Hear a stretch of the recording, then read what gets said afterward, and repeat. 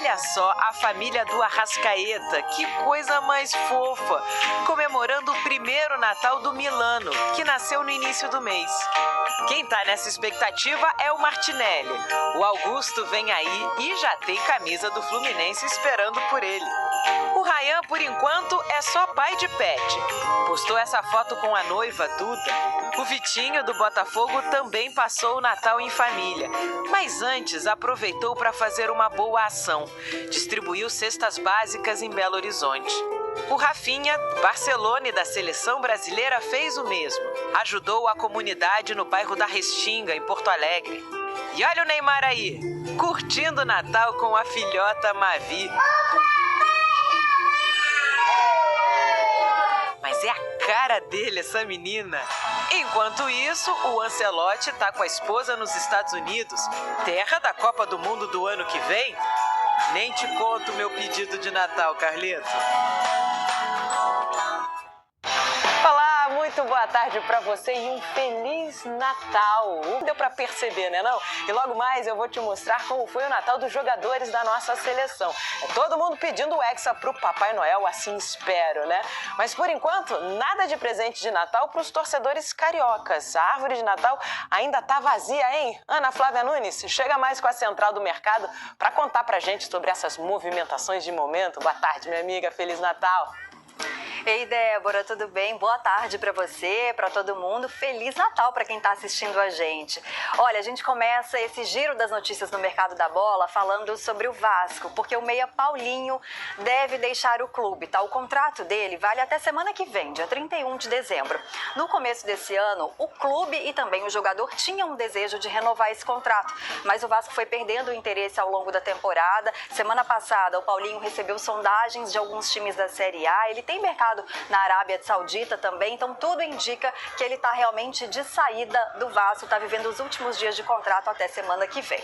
E agora falando sobre Neymar, tem muita expectativa com relação à negociação do contrato dele com o Santos.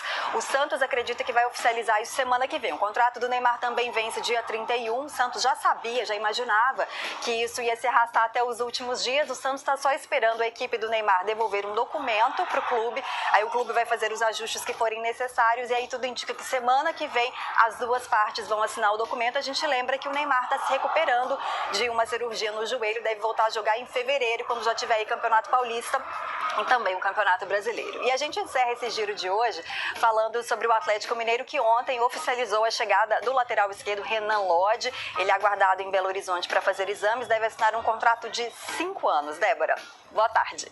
Boa tarde para você também. Hoje, falando sobre o Atlético Mineiro, que ontem oficializou a chegada do lateral esquerdo Renan Lodge. Ele é aguardado em Belo Horizonte para fazer exames, deve assinar um contrato de 5 anos. Débora, boa tarde. Boa tarde para você também, Aninha. Muito obrigada pelas informações. 2025 ficou marcado na história. Foram 4 títulos, um a mais do que nos anos dourados de Nunes e Rafinha. A começar pela Supercopa do Brasil, com o brilho do rei dos clássicos. Sabe de quem? De um dos ídolos eternos da nação rubro-negra, Bruno Henrique. Porque ele tem a leitura tática de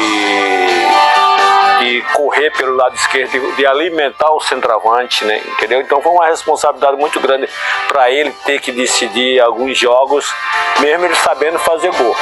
Com aquele título, Bruno Henrique e Arrascaeta se tornaram os maiores vencedores da história do Flamengo, com 14 conquistas. O Flamengo é super campeão do Brasil em 2025. Além de acordo de novos patrocínios, o Flamengo conseguiu superar o valor esperado. O recorde anteriormente era de 1,3 bilhões. Inicialmente, o clube previa receber 228 milhões com venda dos atletas. O valor arrecadado, no entanto, foi superior a 545 milhões de reais. As 3 maiores negociações foram Wesley para Roma com 162,2 milhões, em segundo lugar Gerson para o Zenit com 160,6 milhões e em terceiro Alcaraz para o Everton por 96 milhões.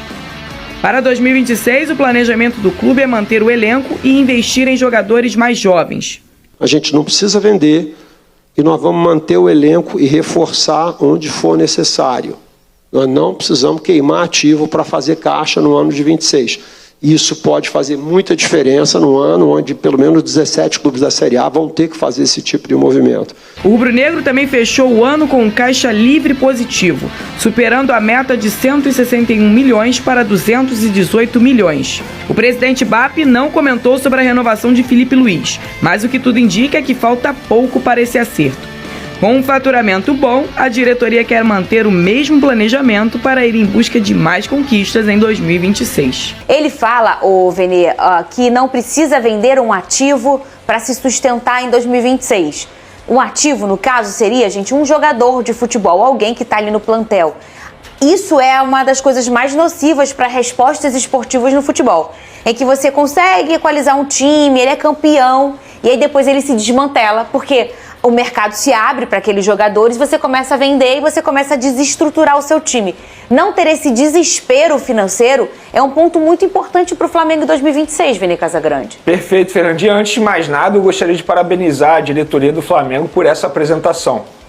Eu acho que essa apresentação deveria ser assistida por todos, não só para quem torce para o Flamengo, para os torcedores rivais e também para os gestores dos clubes rivais, porque durante 1h40 a gente pôde ver ali uma aula de profissionalismo. Num determinado momento o presidente BAP deu mole, mas a gente não vai entrar nesse mérito agora, depois a gente pode até debater sobre isso, mas ele mostrou ali para o público como o Flamengo vem crescendo fora das quatro linhas também, não só dentro das quatro linhas.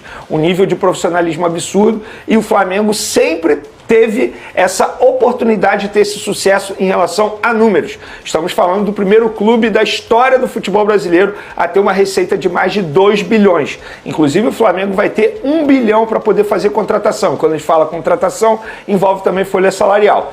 E sobre o que você acabou de mencionar, é extremamente importante. Vamos pegar o próprio Flamengo nessa temporada de 2025. Para poder montar o elenco que tem hoje, o Flamengo teve que vender jogadores. Vendeu o Wesley, inclusive eu falei isso aqui durante alguns dias atrás.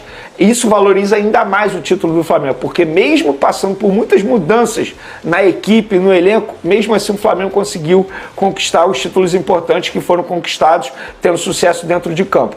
Então eu acho que em relação ao time, essa parte foi a mais importante na apresentação. Então eu acho que o torcedor rubro-negro, se antes eu já falava para ter muito orgulho, agora o Flamengo mostrou em números por que o torcedor rubro-negro tem que ficar extremamente animado, motivado para a próxima temporada. E foi mais um recado para os demais clubes. Ou vocês se ajeitam, ou cada vez mais vocês vão ficar observando o Flamengo brigar por títulos e conquistar títulos, tal como outras equipes. Essa questão da média de idade, Tartá, ela é uma grande polêmica no futebol, né? E a gente olhar aí na última década, o maior perfil de um time vencedor é a intensidade. Isso está sendo muito forte aqui no futebol sul-americano, na verdade no futebol mundial. A intensidade, ela é o grande motor do futebol, para o futebol acontecer e para um time tocar em taça. Mas hoje o futebol moderno não tem jeito. Ele é baseado totalmente nessa questão física. E com isso você precisa literalmente de atletas bem fisicamente e jovens, para que consiga realmente colocar esse tipo de jogo que muitas das vezes o Felipe Luiz gosta, que é a intensidade alta, marcando pressão, e para isso você precisa ter jogadores jovens. O Flamengo já vem se preparando para isso e sai na frente, né, com as condições, com a organização que hoje a diretoria tem. Mas na hora que o calo aperta, Tartá, aquele calinho, sabe? Aquele golzinho na Libertadores, foi o 30 a mais que fez, né? Exato. Foi, né? Aquela experiênciazinha, que você tá afobado, é importante ter o equilíbrio. E o Flamengo já tem, que fica Arrascaeta, fica Bruno Henrique, Danilo. O Flamengo tem esses jogadores experientes e eles são importantíssimos para você equalizar um ambiente. Sem sombra de dúvidas, esses jogadores, principalmente essa mescla, né, é o que costumam fazer. Essa mescla de jogadores experientes com jogadores jovens, que potencializam essa questão física, mas a gente sabe que o futebol não é feito somente disso, só dessa parte física. Tem a parte técnica, tem a parte mental, principalmente desses jogadores que já vivenciaram coisas, já vivenciaram muitas finais, vencedores. Então, às vezes é um conselho, um ajuste dentro de campo que sem a interseção de um treinador, ele consegue fazer ali e muda uma partida. E eu acho, Vene, pelo tipo de cobrança que sempre teve no futebol, né? Eu costumo falar que no Brasil a gente cobra mais o jogador de futebol do que o político, né? A pressão mental é muito grande, a exigência psicológica é muito grande, e aí você também tem uma força mental, Vene Casagrande, para você ser campeão. É tão importante quanto a questão física. E aí você vem também com esses jogadores experientes que tem esse lado mental, como o Tartá trouxe, essa questão da experiência faz a diferença. Que foi importante para o Flamengo nessa temporada, que foi uma temporada de sucesso. Por exemplo, você mencionou o Danilo, que acabou fazendo gol de título importante, o Jorginho, que para mim agregou demais. Para mim a grande dificuldade quando o Flamengo ou qualquer equipe quer reduzir a média de idade é como você vai atrair jovens com uma idade baixa para o futebol brasileiro, como aconteceu com o Samuel Lino. É extremamente difícil. É muito mais fácil para uma equipe europeia contratar esses jogadores jovens por conta da questão financeira, o poder econômico, e assim, não tem como você bater de frente. O dinheiro está lá na Europa, o dinheiro não está aqui no futebol brasileiro. Então como que você vai atrair esses jovens jogadores para atuar no futebol brasileiro, sendo que também tem o mercado europeu se abrindo para esses atletas? No caso do Samuel Lino, o Flamengo ganhou a concorrência de um Napoli. Isso não sou eu que estou falando. Foi o próprio Samuel Lino que disse em uma entrevista para a Flamengo TV que a proposta estava na mesa e ele poderia ter ido para o Napoli. E ele optou vir para o Flamengo. Como é que você atrai esses jovens jogadores? Mostrando para eles que o projeto de carreira que pode ter aqui no Flamengo é tão agradável quanto você jogar no futebol europeu. E de fato é. Hoje você jogar no Flamengo, você está sempre brigando por título. Você tem uma visibilidade absurda. O Samuel Lino foi convocado para a seleção brasileira a contragosto de muita gente. Por que ele foi convocado? Porque o Flamengo deu uma visibilidade muito boa para ele no futebol brasileiro. Então essa vai ser a maior dificuldade para o Flamengo nessa redução de média de idade do elenco. Como que você vai atrair? Não basta você ter dinheiro. Você também tem que fazer esse cara topar o projeto para atuar no futebol brasileiro. É porque quando o jogador tem uma idade menos avançada, como o Vene está falando, mas ele tem muita qualidade, é o momento em que ele quer voar na Europa, né, Tartá? Isso é bem difícil, né? Os clubes agora vão ter essa dificuldade. Clubes como esses, como o Flamengo, o Palmeiras, que tem esse poder aquisitivo, conseguem ainda atrair bastante atletas em alto nível, né, para poder atuar. Segundo informações do jornalista Antônio Carlos, Gabigol demonstrou o desejo de voltar ao Flamengo e já teria sinalizado isso aos dirigentes do clube nos bastidores. O atacante, que construiu uma trajetória marcante com a camisa rubro-negra, deixou o Flamengo antes da atual gestão comandada por Luiz Eduardo Baptista, o BAP.